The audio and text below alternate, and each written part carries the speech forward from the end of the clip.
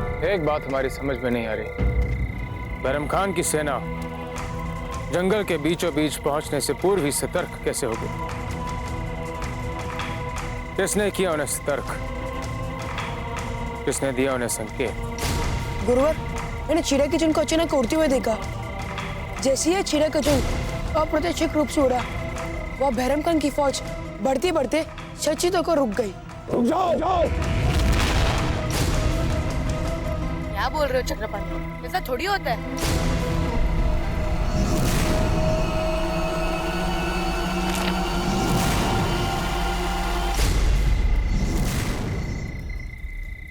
नत्था, ये आपके कंधे पर चिड़िया ने बीट की है।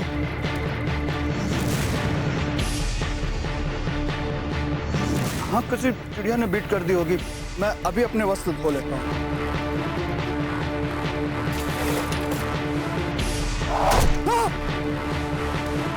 नत्था, आज हमारे सभी भील भाइयों ने अद्भुत शौर्य दिखाया है, इसीलिए हम ऐसा कोई कार्य नहीं करना चाहते जिससे वो निराश हो जाए। आप स्वयं ही क्यों नहीं सच बता देते सबको? कैसा सच? हमने समझाया था आपको कुंवर प्रताप। रुक जाइए आचार्य, लगता है विश्वासघाती हमारे टोले में ही है। सरदार, सरदार, ये आप क्या कह रहे हैं? मैं तो आपका सबसे विश्वासी भील हूं ना। उस समय तक जब तक आप बैरम खान से नहीं मिले थे।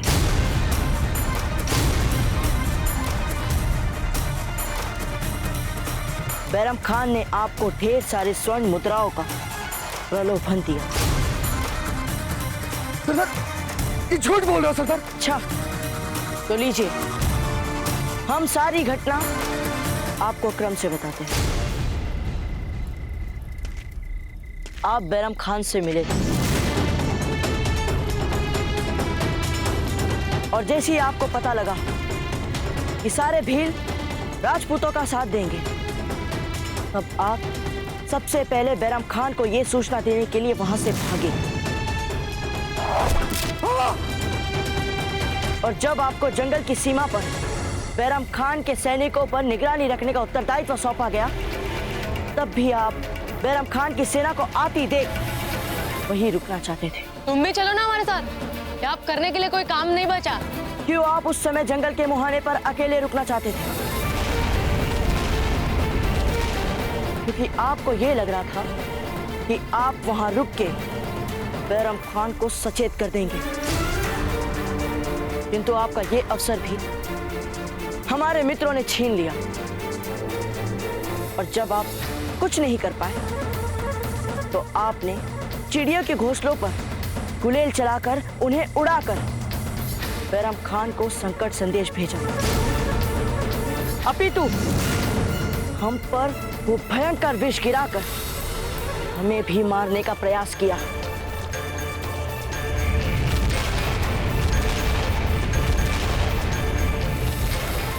क्यों ना था? कह दो कि ये सब झूठ है। कौन लगता था कि हम झूठ कह रहे हैं? बोल लगता था कि हम झूठ कह रहे हैं? बोल बोल।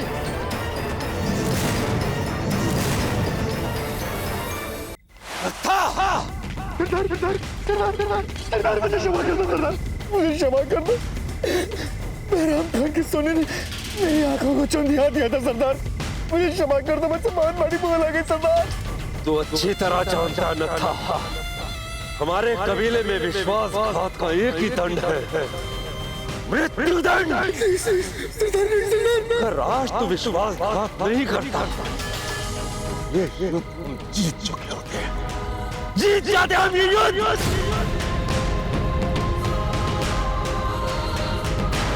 सरदार, सरदार मुझसे भूल हो गई सरदार, सरदार मुझे क्षमा कर दीजिए सरदार, सरदार मुझे क्षमा कर दो सरदार, सरदार, सरदार, सरदार, सरदार मुझे माफ कर दो सरदार, मुझे एक सरदार मुझे क्षमा कर दो सरदार, सरदार, सरदार नहीं सरदार, प्लीज नहीं सरदार, नहीं सरदार, सरदार मुझे माफ कर दो सरदार मुझसे बहुत बड़ी भूल हो गई सरदार। सरदार नहीं, मुझे माफ कर दो सरदार। सरदार मुझे क्षमा कर दो। सरदार नहीं, सरदार नहीं सरदार।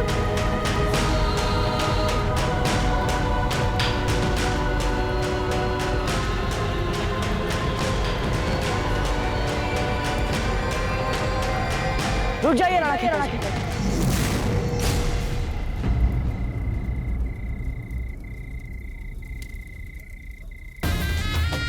इस रास्ते से नहीं जा सकेंगे हम मेवाड़।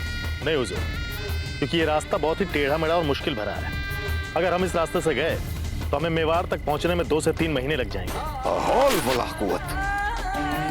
2-3 महीने में तो उदय सिंह इतनी फौजी तैयारियां कर लेगा कि हम कभी उसे शिकस्त नहीं दे पाएंगे। उफ या खुदा, क्या करें हम, वक्त इतना कम है हमारे पास। और कहीं उदय सिंह ने सुल्तान को हराकर बूंदी पर कब्जा कर लिया ना, तो मेवाड़ पर कब्जा करने का ख्वाब ही बनकर रह जाएगा, हमेशा के लिए ख्वाब बनकर रह जाएगा, ख्वाब।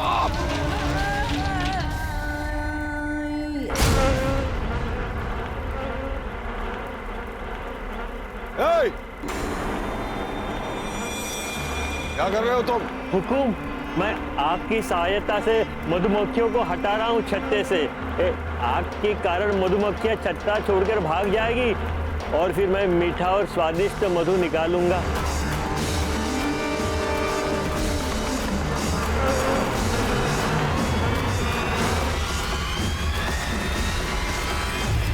कुंवर प्रताप, आप हमें इस विश्वासघाती को दंड देने से क्यों रोक रहे हैं?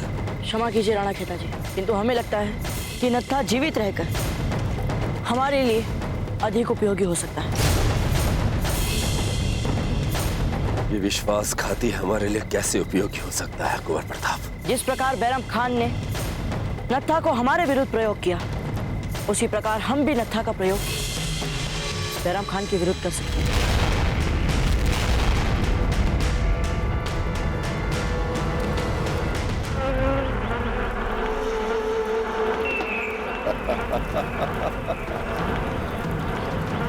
इतनी आसान बात लेकिन अब हमारी समझ में आई। कैसी बात हुजूर आला? देखो इन मधुमक्खियों को आग के खौफ से किस तरह अपना छत्ता छोड़कर भाग रहे हैं। भीलों के उस जंगल को भी आग के सुपुर्द करेंगे। वहां मौजूद तमाम भील और उनके साथ छुपा हुआ वो प्रताप इन मधुमक्खियों की मानव जंगल छोड़कर भाग जाएगा। आग लगा देंगे हम उस जंगल को।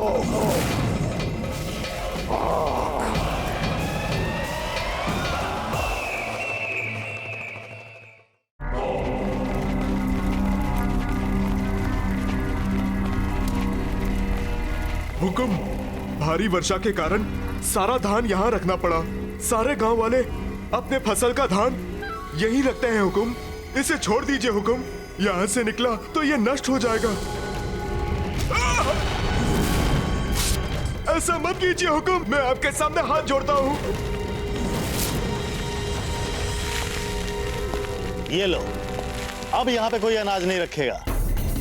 सिपाहियों, अपने सारे हथियार, असलहे और बारूद यहाँ पे महफूज और इन सारे अनाज की बोरियों को हमारे सिपाहियों के रसद के लिए जब्त कर। ऐसा मत कीजिए हुकुम, ऐसा मत कीजिए।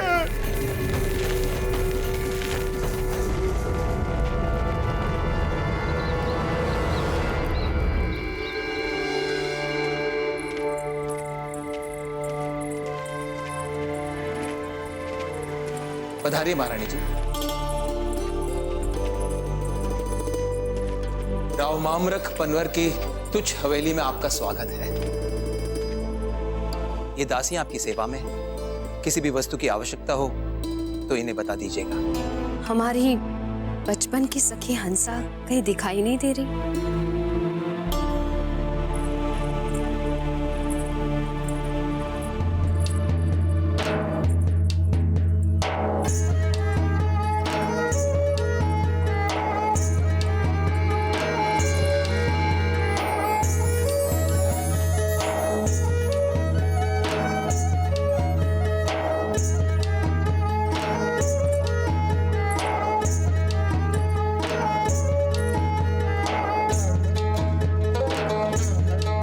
आंखें तरस गई थी आपकी प्रतीक्षा करते करते।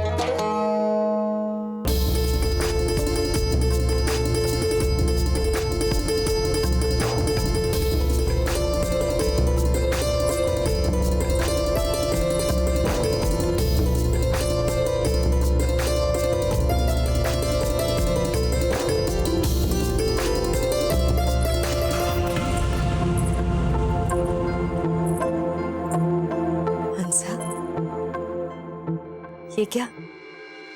हमें तो पता ही नहीं था।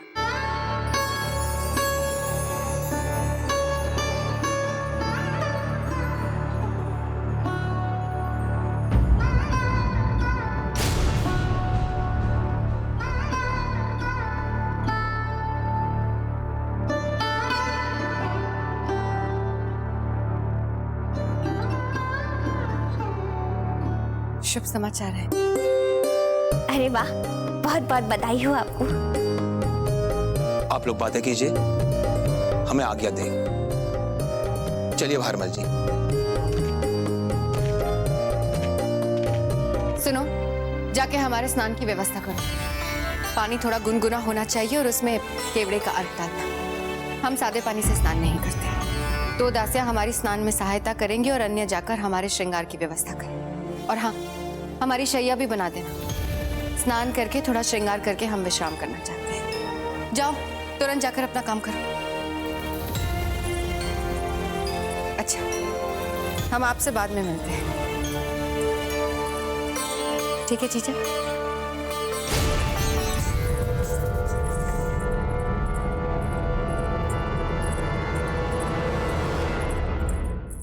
ओहो, तो ये है प्रसिद्ध रानी धीरबाई जी। भाई मान गए, अपने काम कैसे निकलवाना है ये कला इन्हें बहुत ही अच्छे से आती है। हम भी बहुत थक चुके हैं साहब। चलें, थोड़ा विश्राम ही कर लें। चलिए। हुजूर, जंगल में आग, मगर कैसे? वहां तो वो कमबख्त भीड़ रहते हैं जो हमें जंगल में दाखिल होने ही नहीं देंगे। हम ज्यादा से ज्यादा जंगल के बाहर आग लगा सकते हैं, लेकिन वो उसके ऊपर बड़े आसानी से काबू पा लेंगे। हुजूर, हम आपके इस जंगल में आग वाली बात को कैसे सरंजाम दे सकते हैं?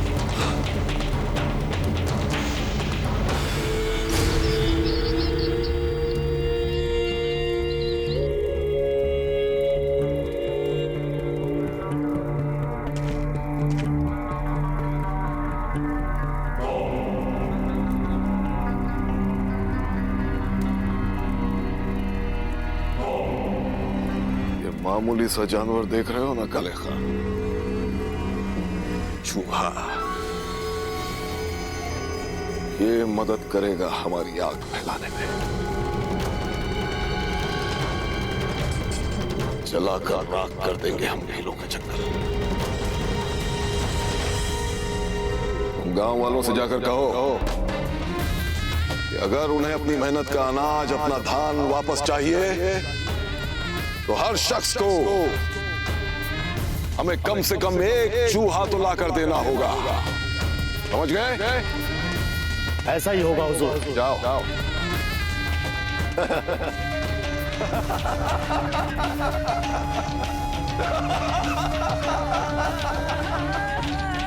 हम नत्ता का बैराम खान से जानकारी का सहारा लेकर हम नत्ता के साथ बैराम खान की छावनी में पहुंच जाएंगे और फिर वहां पहुंचने के बाद हम बैराम खान की भविष्य योजना का भी पता लगा लेंगे।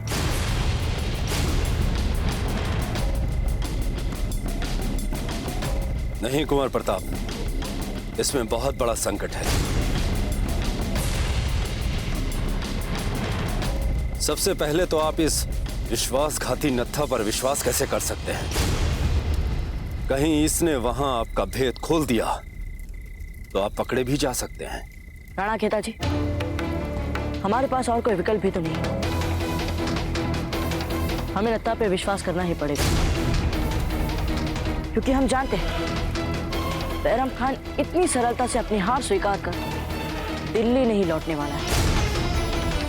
तो फिर ऐसे में बनिस्पत की हम अपने हाथ पर हाथ धरे उसकी पहल की प्रतीक्षा करें।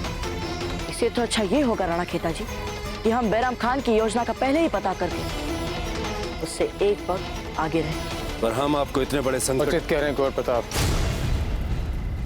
इसके अतिरिक्त हमारे पास और कोई विकल्प नहीं है। तो फिर हम भी जाएंगे बाबूजीराज के साथ। हाँ हाँ, हम आपको संकट में से अकेला छोड़कर नहीं आ सकते। कहीं नहीं जाएंगे आप दोनों। यदि नथा का दल संख्या में बढ़ता है तो बैरम खान को संदेह हो जाएगा। इतने अनुभव के पश्चात भी आप लोग अपनी भावनाओं पर नियंत्रण रखना नहीं सीख पाए। कब सीखेंगे?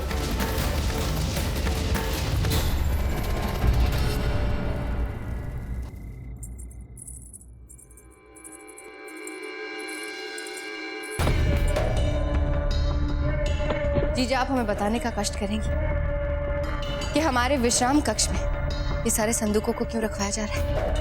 ऐसा क्या महत्वपूर्ण है इसमें? जो भी है वो बहुत महत्वपूर्ण है धीरबाई जी। और अभी भी यहाँ इतनी जगह है कि हम तीनों आराम से यहाँ विश्राम कर सकती हैं। नहीं जीजा, हमारे विश्राम कक्ष में हमें इन संदूकों को नहीं देखना है।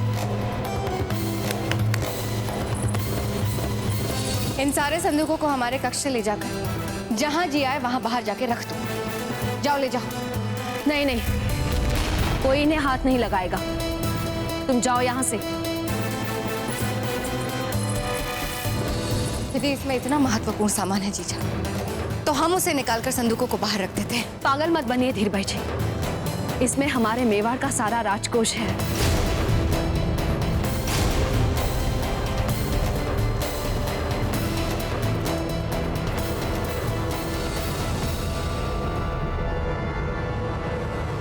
मेवाड़ का सारा राजकोष ये तब से हमारे साथ है। क्यों जीजा?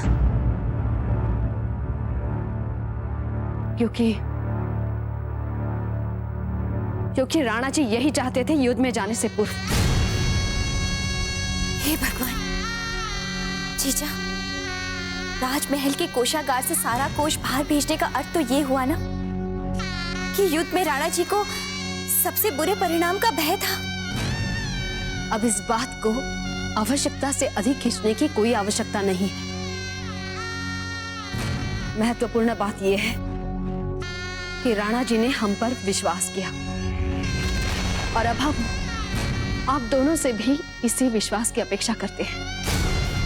हमने ये बात मेवाड़ के लिए और राणा जी के लिए अपने तक गुप्त रखी और अब आप दोनों भी इसे अपने तक ही सीमित रखेंगे।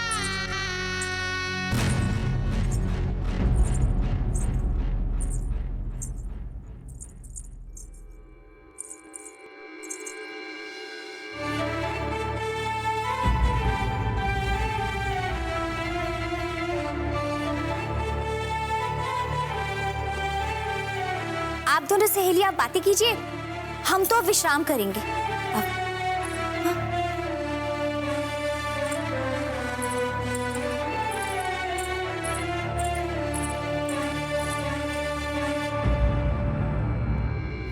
आप दोनों हमारी इतनी चिंता क्यों कर रहे हैं? हम हर पल पूरी सावधानी बरतेंगे। रहने दीजिए बाबूजीराज, अकेले शत्रु की मांग में जाके सुरक्षा रखेंगे जैसे हम कुछ जानते ही नहीं, है ना? चलते हैं राणा खेता जी। आज्ञा दीजिए गुरुवर। विजय भाव। चलिए नथा। रुकिए कुंवर प्रताप।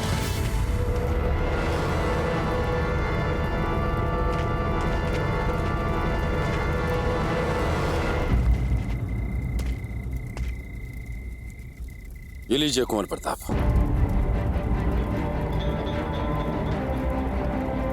ये क्या है राणा खेता जी? इसमें हमारे द्वारा बनाया गया विशेष विषय।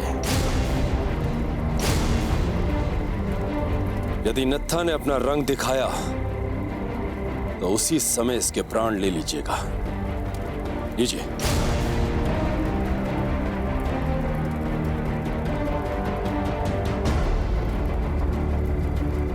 राणा खेता जी, यदि आप कह रहे हैं तो हम ये ले लेते हैं,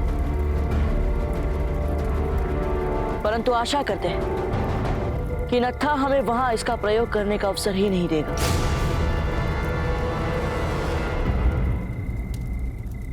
जय एकलिंग जी। हर हर महादेव।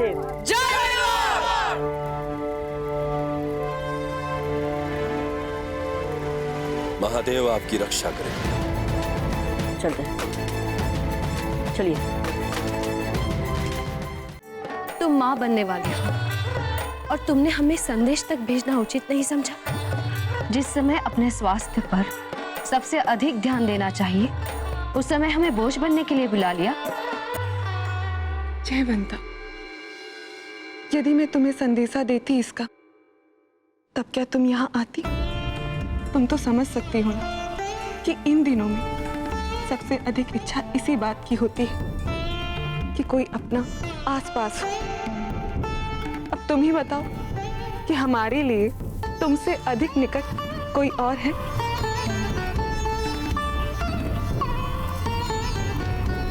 हम तुम्हारा पूरा ध्यान रखेंगे। पर पहले तुम हमें ये बताओ कि तुम इतनी चिंतित और घबराई से क्यों रहती हो? जब देखो बस बाल गोपाल की पूजा में ही लगी रहती हो। हंसा, न जाने क्यों इस बार हम राणा जी को लेकर बहुत चिंतित हैं। क्यों? उन्होंने कुछ ऐसा कहा था क्या युद्ध पर जाने से पहले? जयवंता बाई जी, हम एक बहुत ही कठिन युद्ध लड़ने जा रहे हैं। संभव है आपके हमारे बीच ये अंतिम संवाद। अवश्य ही उन्होंने ऐसा कुछ कहा होगा, पर तुम हमें बताना नहीं चाहती तो कोई बात नहीं। पर हमें अवश्य ही पता है कि जब तक तुम उनके साथ हो ना, राणा जी पर कभी कोई संकट नहीं आ सकता। पर हाँ, तुम्हारी वो धीर बाई जी को छोड़कर उनके बारे में तो हम कुछ नहीं कह सकते।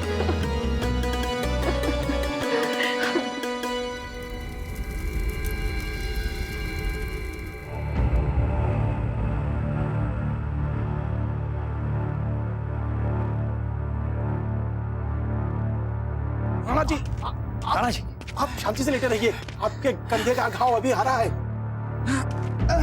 राणा जी,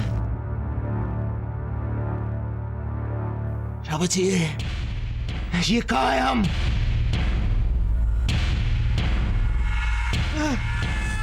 राणा जी संभालिए अपने आप को। रावत जी, इस समय हमें मातृभूमि की रक्षा के लिए रणभूमि में होना चाहिए था। किसकी आज्ञा से आप हमें यहाँ पर लेकर आए हैं? उत्तर दीजिए रावत जी। राणा जी, वहां वो बैरम खान किसी भी क्षण चित्तौड़ पर आक्रमण कर सकता है। उत्तर दीजिए रावत जी, किसकी आज्ञा से आप हमें यहाँ लेकर आए हैं? हम अपने पुरखों को क्या मुंह दिखाएंगे जब वो हमसे पूछेंगे कि हमने अपने जीवन में क्या किया? राजपुताने की एकता के लिए कुछ करना तो दूर, हम अपनी राजधानी की रक्षा तक नहीं कर पाए। ऐसा नहीं है राणा जी। नहीं रावत जी, छोड़िए हमें। राणा जी नहीं। रावत जी, हम इसी क्षण युद्ध भूमि जाएंगे। राणा जी रुक जाइए। रुकिए राणा जी, कृपा करके रुक जाइए। शांत हो जाइए राणा जी। एकलिंग जी की कृपा से ऐसा कोई भी अनिष्ट नहीं हुआ है जी। सारी स्थिति हमारे नियंत्रण में है राणा जी, हमारे नियंत्रण में है। और आपके क्रोध और आक्रमण का उस राव सुरतन और उसके सभी सैनिकों पर ऐसा प्रभाव पड़ा कि उनका मनोबल टूट गया है और बूंदी की सारी सेना युद्ध क्षेत्र छोड़कर भाग निकली जी। और वो राव सुरतन, उसका क्या हुआ राणा जी? वो दुष्ट और कायर राव सुरतन हमारे सैनिकों के अथक प्रयासों के बाद भी युद्ध भूमि से भाग निकला। राणा जी, आप निश्चिंत रहें, हमारे सभी सैनिक उसे चारों ओर खोज रहे हैं। वो बचकर नहीं निकल पाएगा और हम उसे खोज निकालेंगे शीघ्र ही।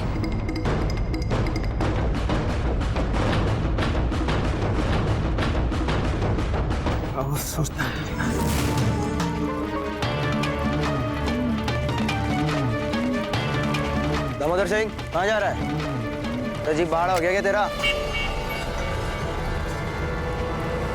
ये तो हमारा प्रिय वाक्य बोल रहा है। सब प्रतीत हो रहा है कि इसने हमें पहचान लिया। क्या करेंगे आप राव सुरतन?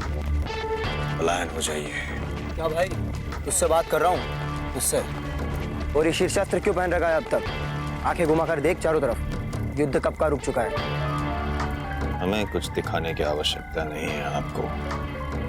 हमें दिख रहा है कि आपने हमें पहचान लिया है, इसीलिए हमारे साथ ये खेल खेल रहे हैं ना आप। अच्छा, कौन है आप? आपको पता है फिर भी हमें पूछ रहे हैं। बताइए आप कौन है हम? नहीं नहीं, अब तो हम आप ही के मुंह से सुनेंगे। हम कौन हैं ये हम बताएंगे या हम बताएंगे? राजा हैं हम, राजा। कहाँ के राजा हो तुम? बस बहुत हुआ हास परिहास। देखिए, यदि आप हमें सुरक्षित यहाँ से हमारे महल तक पहुंचा देंगे तो हम आपको इतना स्वर्ण देंगे, इतना स्वर्ण देंगे कि आप जीवन भर भूल जाएंगे कि कभी जीवन में आप हमसे मिले भी थे। सैनिकों! क्या सैनिकों को क्यों बुला रहे हो?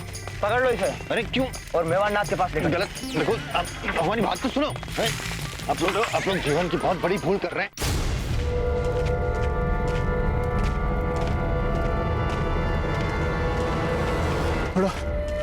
थोड़ा रुक कर सांस ले लेते हैं, थोड़ा विश्राम कर लेते हैं। थक सके हो?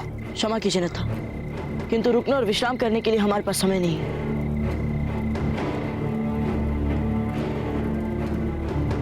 यदि आप चाहे तो ये बचा हुआ जल पी सकते हैं। क्या हुआ? घबराइए मत, हमने इसमें विष नहीं मिलाया। ले लीजिए।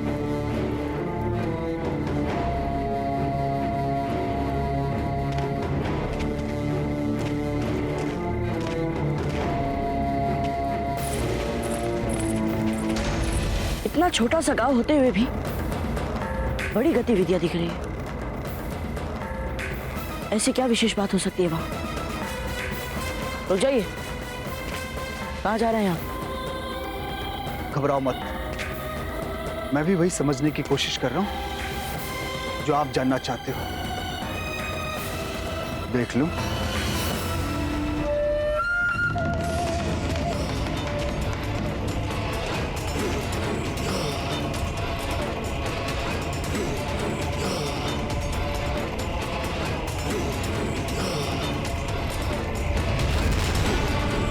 आपके गुरुवर ठीक कह रहे थे, मुगल सेना ने इस गांव पर डेरा डाल दिया है। क्या? हाँ।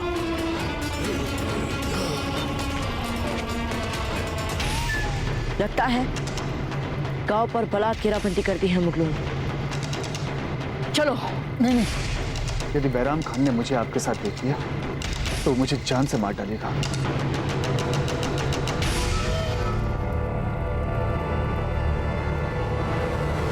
आप उसकी चिंता मत कीजिए, हम सोच कर आए हैं कि यदि ऐसा हुआ तो क्या करना है। चलिए।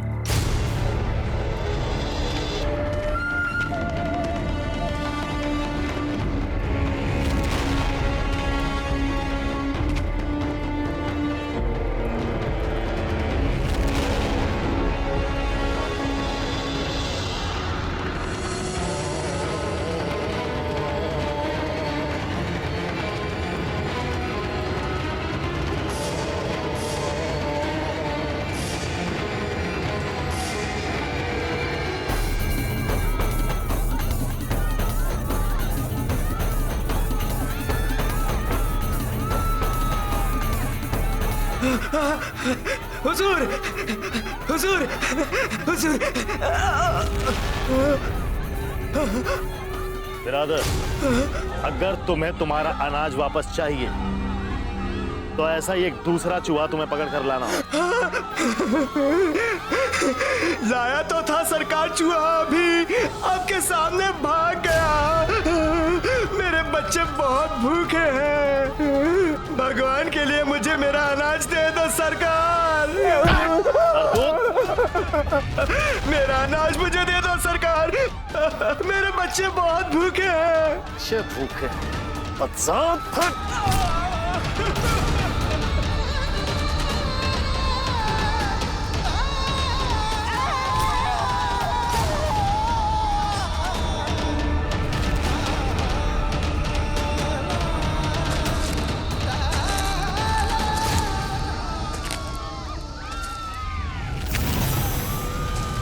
कौन हो तुम?